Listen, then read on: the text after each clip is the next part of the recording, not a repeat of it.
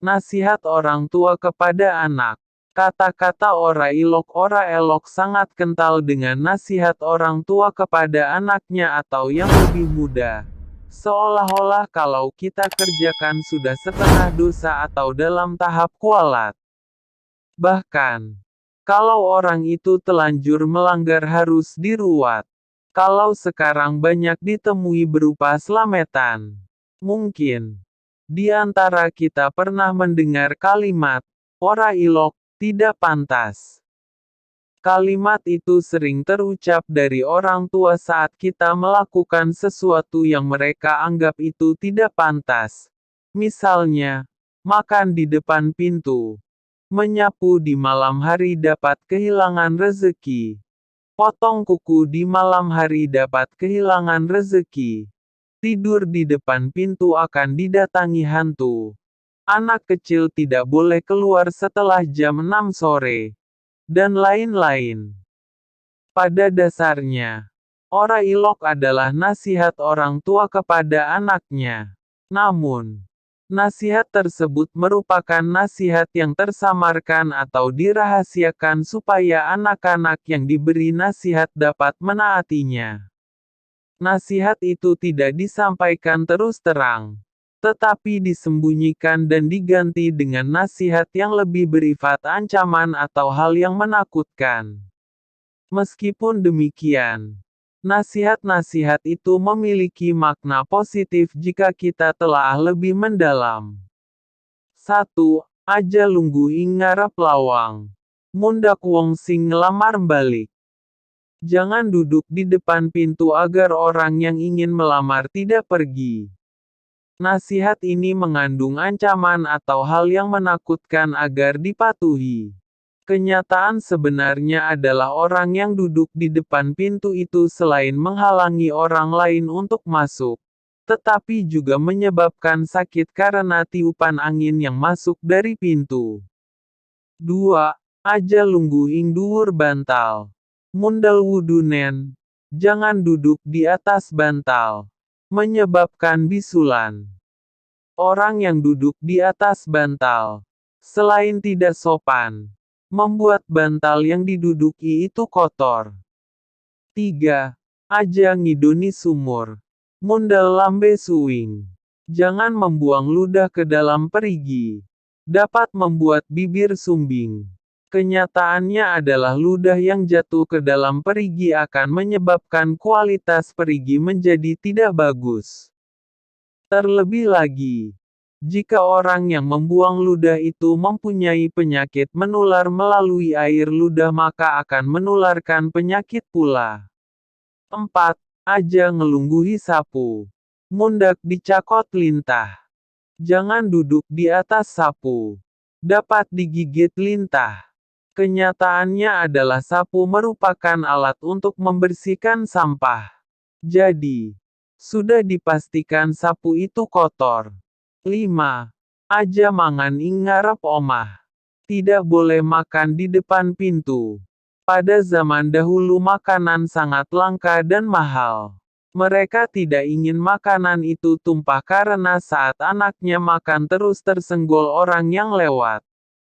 Selain itu, mereka juga menghormati tetangga orang lain yang lewat karena makanan dapat membuat orang iri. 6. Sumur aja ing ngarep omah. Perigi tidak boleh tepat di depan rumah. Hal itu disebabkan ketidakpantasan jika dilihat tamu. Potensial menimbulkan kotoran. Dan membahayakan anak kecil. 7. Tidak boleh menyapu di malam hari. Pada zaman dahulu penerangan belum seterang sekarang. Jadi, kalau menyapu di malam hari akan diragukan kebersihannya dan nanti pada pagi harinya pasti harus bersih-bersih lagi. Maka, daripada mengulangi pekerjaan, mindoni gawean, lebih baik menyapu di siang hari dan pada malamnya melakukan pekerjaan yang lain efisien waktu. 8. Tidak boleh potong kuku di malam hari. Pada waktu itu penerangan sangat minim dan alat untuk memotong kuku tidak seperti sekarang. tetapi masih memakai alat pemotong yang tajam seperti pisau. Jadi, ditakutkan bukannya kuku yang terpotong, tetapi malah jari yang terpotong. 9. Anak kecil tidak boleh keluar setelah jam 6 sore.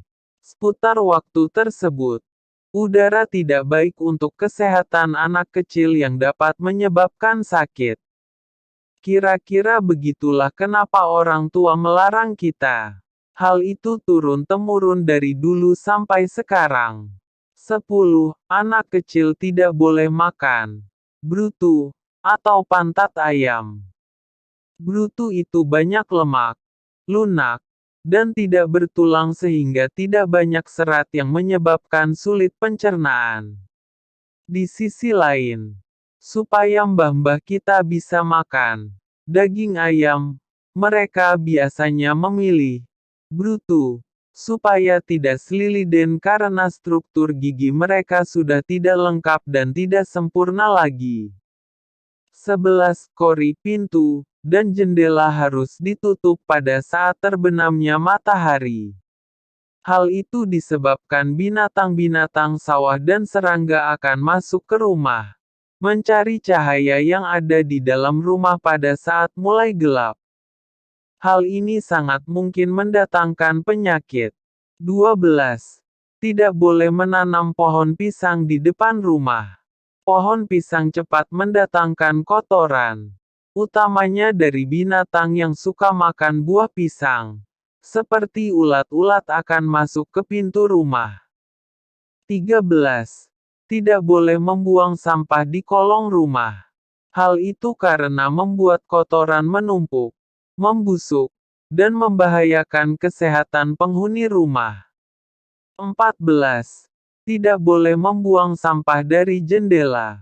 Hal itu karena tidak sopan. Sangat mungkin menimpa orang yang lewat atau orang yang sedang berada di luar rumah tidak terlihat dari dalam rumah, dan yang jelas adalah menyalahi fungsi jendela. 15. Tidak boleh sanggah uang bertopang dagu. Hal itu karena membuat pikiran kosong, melamun, malas, dan membuang-buang waktu. 16. Tidak boleh singsot sembarangan. Hal itu karena mengganggu ketenangan orang dan sering dikira kode-kode tertentu yang membuat orang lain curiga. 17. Aja lelungan magrib-magrib. Ora ilok. Munda diculik wewe. Jangan berpergian saat magrib. Tidak boleh tidak sopan. Nanti diculik wewe, sejenis hantu wanita. Versi orang Jawa. Wewe adalah sejenis hantu yang dipercayai orang Jawa sebagai hantu wanita yang konon kehilangan anaknya. Oleh karenanya ia menculik anak-anak yang keluar saat magrib. Dalam konsep Islam, memang tidak diperkenankan keluar rumah saat magrib, kecuali terpaksa karena pada waktu itu jin dan setan berkeliaran. Terkadang jin juga mencederai manusia. Seperti dalam hadis Muslim, Rasulullah melarang anak kecil keluar setelah maghrib sampai isya. Karena pada saat itu setan, jin, banyak berkeliaran. 18. Aja mangan telampik. Ora ilok. Munda ditampik bojone. Jangan makan dari piring dengan memegang piring dengan satu tangan. Tidak boleh, tidak sopan. Nanti ditolak asteris tersenggol lalu jatuh, suaminya. Saat makan, sebaiknya duduk yang baik. Makan dengan posisi tangan kiri memegang ujung piring. Sementara tangan kanan untuk makan akan berpotensi piring jatuh karena tersenggol. Hal itulah yang mungkin mendasari makan tidak boleh dengan satu tangan. Ditolak di sini diartikan dengan tersenggol lalu jatuh. Bisa oleh suaminya atau orang lain. Ungkapan orang tua kepada anak. Di samping kalimat-kalimat larangan, orang tua juga suka mengucapkan beberapa ungkapan. Ungkapan-ungkapan itu tentu saja mempunyai makna. Ungkapan-ungkapan tersebut merupakan cerminan budaya. Cerminan budaya adalah aktualisasi dan interpretasi yang tidak terbatas pada aspek kehidupan, melainkan merangkum pula harapan, pengetahuan, dan tatanan kehidupan masyarakat. Bahkan, ungkapan-ungkapan yang dikenal berbagai suku di Indonesia, di dalamnya selalu mengandung nilai-nilai moral positif yang sangat penting dalam pembangunan karakter dan pewarisan nilai-nilai bagi penerus bangsa. Di dalam tata kehidupan masyarakat yang berupa ungkapan-ungkapan budaya inilah terdapat harapan, gagasan, pemikiran yang positif, dan nilai-nilai yang universal yang berlaku sepanjang zaman. 1. Aja tinggal gelanggang colong pelayu. Jangan meninggalkan gelanggang dan lari. Makna yang terkandung di dalamnya adalah janganlah orang meninggalkan pekerjaan yang sedang dilakukan jika belum selesai. Ungkapan itu untuk menggambarkan orang yang tidak bertanggung jawab. Dengan begitu makna lainnya adalah untuk mendidik seseorang untuk bertanggung jawab terhadap apa yang dilakukan. 2.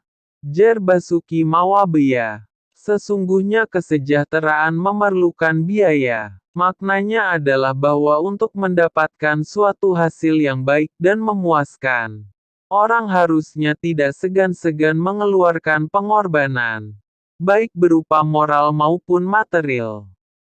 3. Rawe-rawe rantas malang-malang putung. Yang menjerat dapat diputuskan. Yang melintang dapat dipatahkan.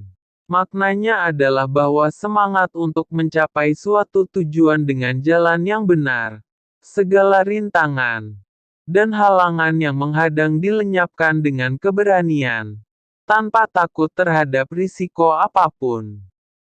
4. Aja demen tengak-tengok nemu ketuk. Jangan senang berpangku tangan tetapi mengharapkan penghasilan banyak. Ungkapan ini merupakan nasihat agar orang senantiasa rajin dan giat bekerja untuk mendapatkan penghasilan. Jangan cuma bermalas-malasan. Masih bertahan di masyarakat. Ungkapan ini sering digunakan orang tua untuk menasehati anak cucunya bahwa semua pekerjaan itu baik asalkan halal. Ungkapan ini secara umum dikenal oleh masyarakat.